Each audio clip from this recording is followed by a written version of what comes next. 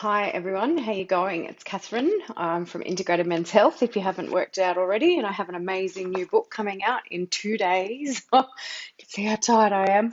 I'm not sleeping very well. I've got a lot on my mind. I've been doing some lives where I've been reading some stories from people that are in my book, as well as recording some videos for people that are on the VIP list, and they get exclusive content. There's been a few chapters that I've read out aloud.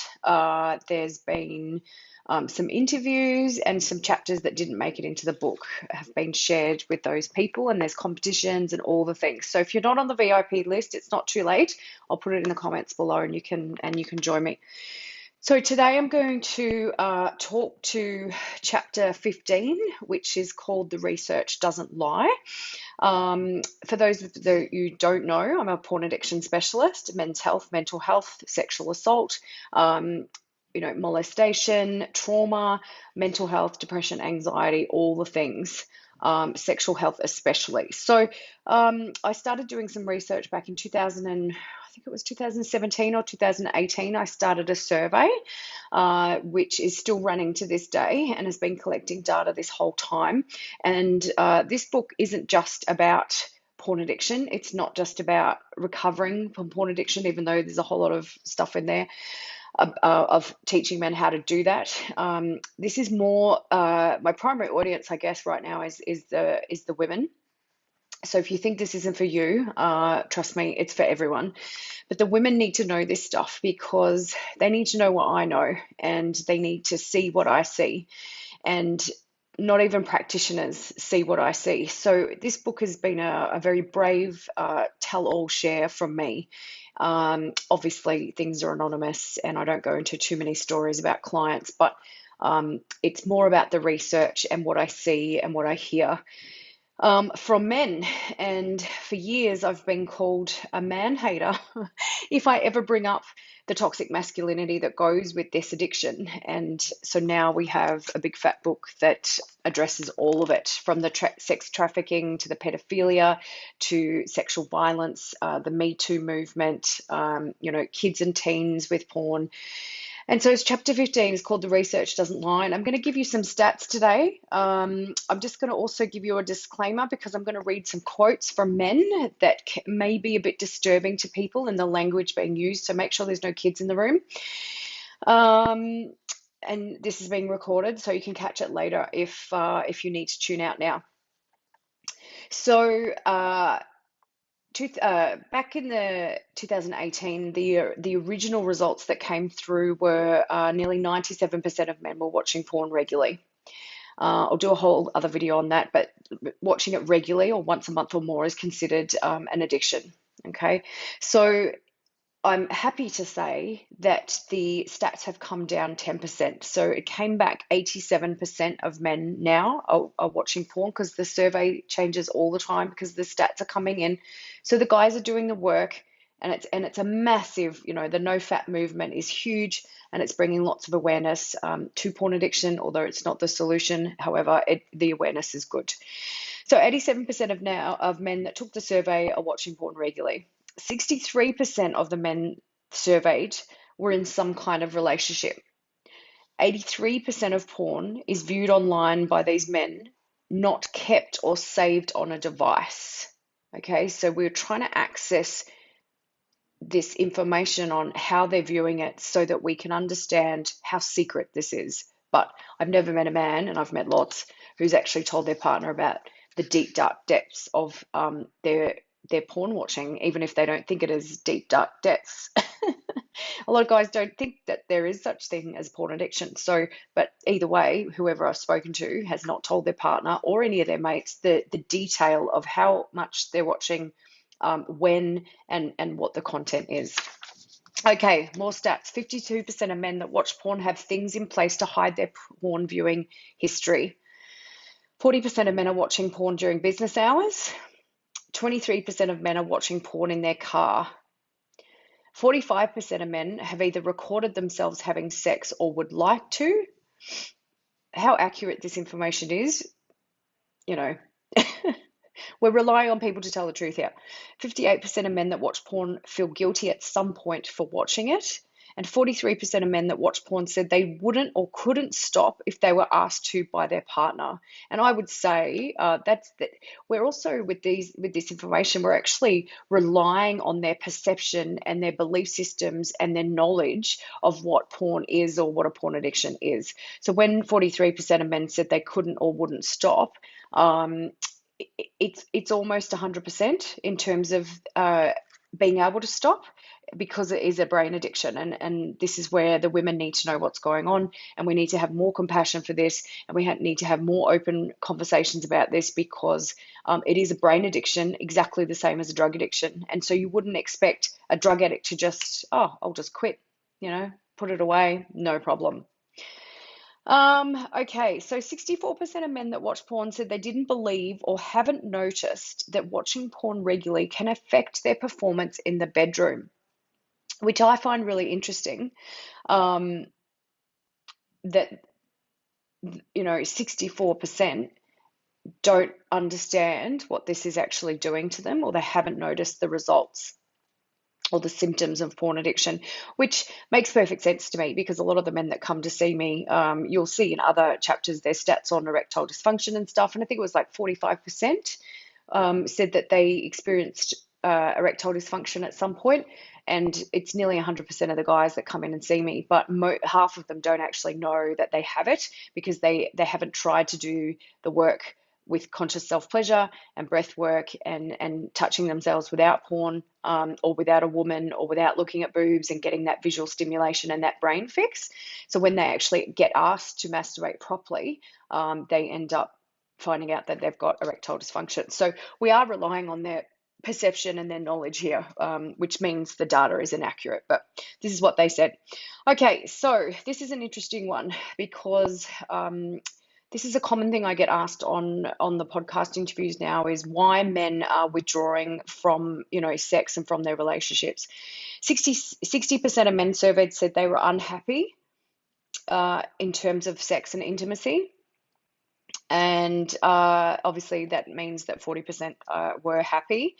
The unhappy responses were such that they were very unhappy with the frequency and the quality, that their partner has refused to engage or communicate in any kind of sex life, that it's become very accommodating and controlled, and that the woman isn't present a lot of the time, that she's happy with it, but I'm not, was a common phrase I heard. That it's becoming dull and boring was another one, and I can confirm that I hear this almost every day in clinic.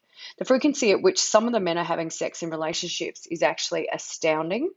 No sex at all was some of the responses, once or twice a year.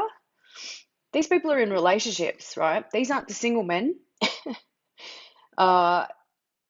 Once every 2 years was there too, and nothing for the last 4 years. It's very rare. No sex for more than a year. Our sex life doesn't exist, were also some of the responses. I have not had sex for roughly 10 years, one man said. I knew a man who came in, and he said to me, I haven't had sex since 1991 with my wife. And I was like, whoa, God, I can't even calculate how long that's been. So men are living in some seriously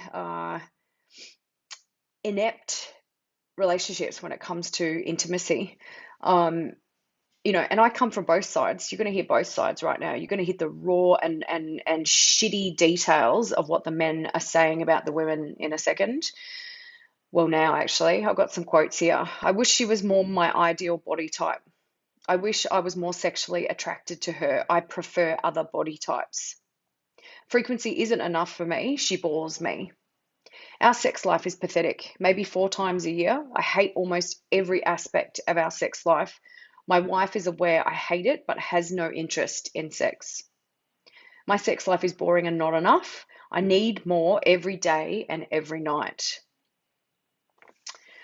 Okay, now we're going to jump to, there's way more in that chapter about these things, but we're going to jump to why the men say they're losing interest in sex with a partner, a bit more on kind of elaborating on what we just said then.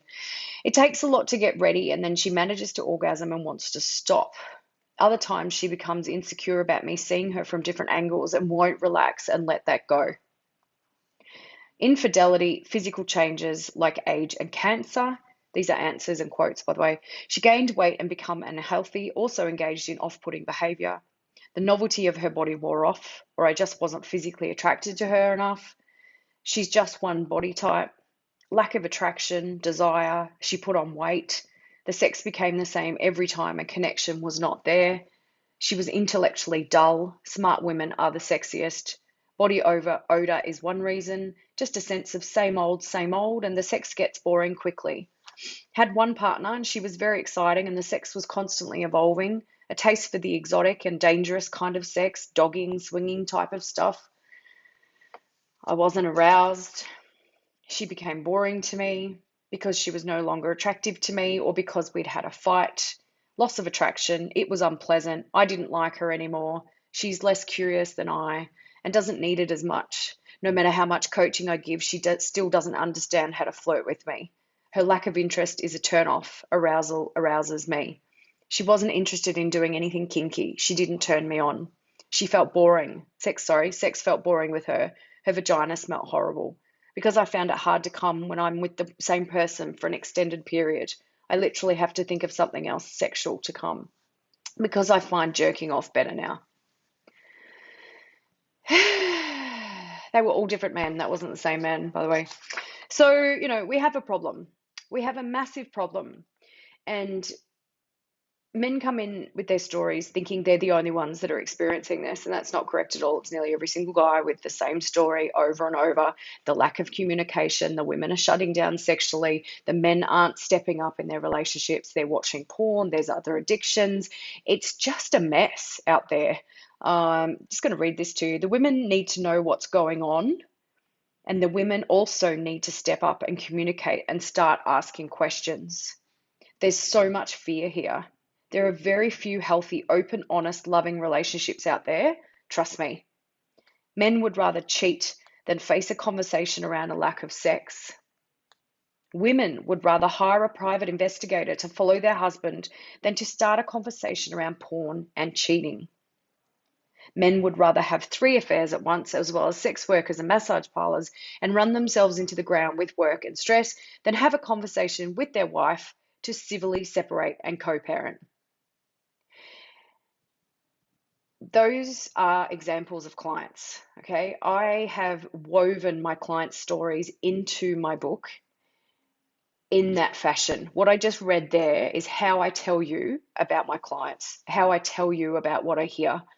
I'm not going to say, oh, there was this man and he was this age. There's a few stories in there with permission that I've shared, but the rest of it sounds like it's my opinion, but it's actually things that I hear. Those were actual clients. And I can remember who they are as I read it. So, and people ask me why I've been single for 13 years. This is why. You can't do this job and not be affected by this. You can't see this stuff and then unsee it when you go on the dating scene. There's more of that to come. It's all in here, the juicy details of my dating life, the times that I've been dishonored as a woman. It's pretty big for me. This is a huge birthing process of something extremely scary to be sharing with the world. And in 2 days, I cannot take any of it back. I'm even sharing stuff that I took out of the book because it was too personal. That's going to the people on the VIP list. So it's not too late to join the VIP list. Launch is on Wednesday. You'll see me again probably today. I'm going to read some other stories from other people live. And then we are counting down. I'm going to do a video on what porn addiction is because I just don't think people understand. People are sharing my posts at the moment, which is amazing. And I really want to thank everyone for your support. But the comments, because people are used to me, they're used to what I'm talking about on my page, and I've been very quick to block and delete people that are disrespectful. However, when people share my stuff on their pages, those audiences aren't used to it. And, there's been some comments just this morning that I've read. One guy thinks it's hilarious that there's the leading Australian men's health and porn addiction specialist is a woman, and how is that even possible? And what the fuck is porn addiction, that type of thing. So we still have a lot of work to do, and we still have a lot of training to do, and education is key. So tomorrow, I plan on doing a bit on sex drive versus sexual energy, which is really important because people don't know the difference, and there's a huge difference. I'm going to do a live interview at 7 p.m. tomorrow night with Wael Ibrahim from Perth, who is a porn addiction specialist himself. I did fly over and meet him and Holly a few years ago, and we did an interview together.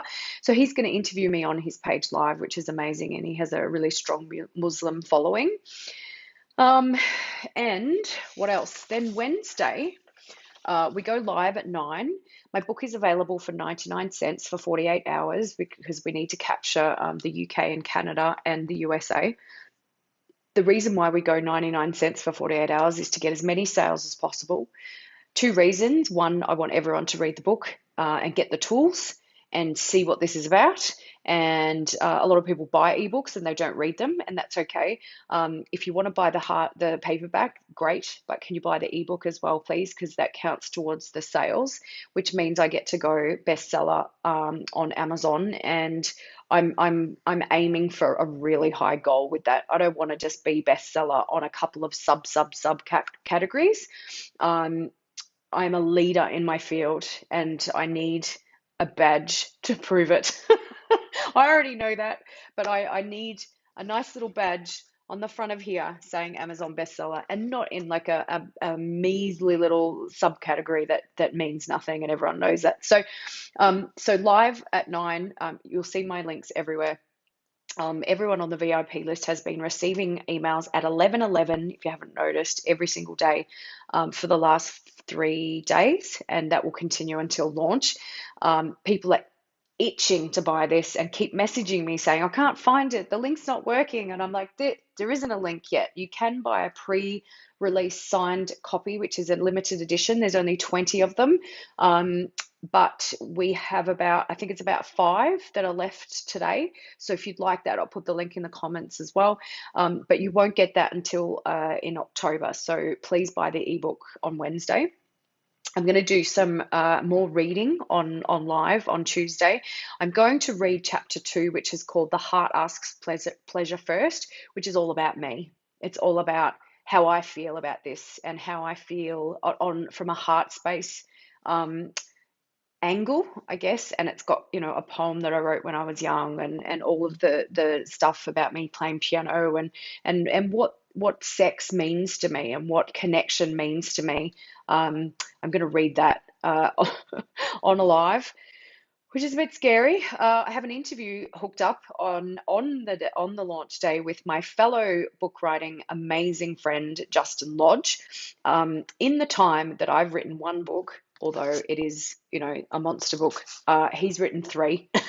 And he launches on Friday this week as well for his 3rd book. So we're going to do an amazing live, highly pumped chat around men's health.